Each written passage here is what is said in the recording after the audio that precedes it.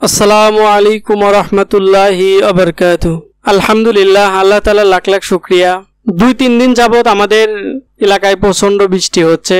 আসলে বৃষ্টির জন্য আমরা খামারের কাজগুলো করতে পারছি না। ঘাস নিয়ে আসা, গরুর খড় কাটা, আমাদের গরুর খাবারও শেষ হয়ে গেছে। বৃষ্টির জন্য ভুট্টাও ভাঙাতে পারছি না। রাস্তাতে প্রচন্ড কাদো হয়ে গেছে। আসলে বৃষ্টির জন্য আমরা কোনো কাজই সঠিকভাবে করতে পারছি না। বাড়ির বাইরেও যাওয়া যাচ্ছে না বৃষ্টির জন্য।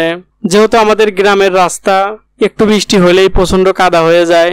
তো সকাল থেকে প্রচন্ড বৃষ্টি শুরু হয়েছে। বৃষ্টি ছাড়ার পরে প্রথমে আমরা আমাদের ঘাসের জমি থেকে ঘাস নিয়ে আসার জন্য বিলে যাই। তারপরে আমাদের ঘাস কাটা শুরু করি, কিন্তু আকাশে প্রচন্ড মেঘ। যদি বৃষ্টি হয় তাহলে আমাদের ঘাস নিয়ে যাওয়া অনেক বেশি কষ্টের হয়ে যায়। এমনিতেই পানির ভিতর দিয়ে যাওয়া আসা করা লাগে। তারপর যদি আবার ঘাসের বোঝার উপর পানি পড়ে, তাহলে যদি 40 কেজি ঘাসের বোঝা হয়, তার দ্বিগুণ হয়ে যায়, 80 কেজি হয়ে যায়। পুরো বোঝা ভিজে যায়, যা নিয়ে আসা আমাদের জন্য প্রচন্ড কষ্টের। যদিও আমরা কালকে ঘাস নিয়ে আসতে পারি নাই বৃষ্টির জন্য। আমাদের গরুর জন্য এক বোঝা ঘাস দিয়ে আসলে কিছু হয় না। 2 বোঝা ঘাস হলে কোনো রকম হয়, কিন্তু 2 বোঝা ঘাস নিয়ে আসা আমাদের পক্ষে সম্ভব হয় না। আমাদের অন্যান্য কাজ থাকে, এজন্য 2 বোঝা ঘাসও আনতে পারি না। আর এই সময় আমাদের বিলের পাড়ে প্রচন্ড ঘাস বড় হয়, অল্প সময়ের মধ্যেই বড় হয়। দেখা যায় যে 25-30 দিনের মধ্যে আমাদের ঘাস কাটার উপযোগী হয়ে যায়, কিন্তু ঘাসটা নিয়ে আসা আমাদের জন্য অনেক কষ্টের।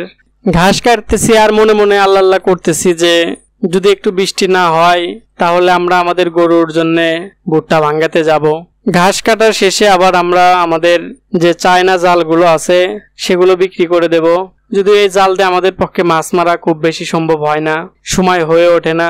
আর আমাদের এলাকায় এই জাল দিয়ে মাছ মারা প্রচন্ড কষ্টের, কারণ এটার উপর দিয়ে কচুরি পানা উঠে যায় এবং প্রচন্ড শ্যামলা থাকার কারণে এই জালটা জাগান প্রায় অসম্ভব হয়ে যায়। এজন্য একজন আসছে আমাদের জাল কেনার জন্য, উনি জাল দেখতেছে। তারপরে ওখান থেকে এসে আমরা যাই আমাদের গরুর জন্য ভুট্টা ভাঙাতে। ভুট্টা ভাঙানোর জন্য যাওয়ার পরে দেখি একজন এসে বসে আছে ভুট্টা নিয়ে ভাঙাবে, কিন্তু ওরা ওই ভুট্টা ভাঙানো মেশিনের পুলিটা খুলে রাখছে। তো ওটা লাগাইতেছে, ওটা লাগানোর পরে ভুট্টা ভাঙান শুরু করলো। রাস্তায় প্রচন্ড কাদা, গাড়ি নিয়ে যাওয়াটা অনেক মুশকিল, তারপরেও তো যেতে হবে। যদিও আমাদের এলাকায় বেশি ভ্যান পাওয়া যায় না, 2-1টা ভ্যান আছে যারা সঠিকভাবে বাড়াতে চায় না বৃষ্টি নামলে। আমাদের বেশিরভাগ কাজ আমাদের মোটর সাইকেল নিয়ে করতে হয়, আর এই জন্য আমাদের এলাকার মানুষের অভ্যস্ত হয়ে গেছে এইভাবে চলতে চলতে। তো যাই হোক, আমাদের জন্য সবাই দোয়া করবেন, আমাদের খামারের জন্য সবাই দোয়া করবেন। হাসবুনাল্লাহু ওয়া নি'মাল ওয়াকিল। বান্দার জন্য আল্লাহ তাআলাই যথেষ্ট।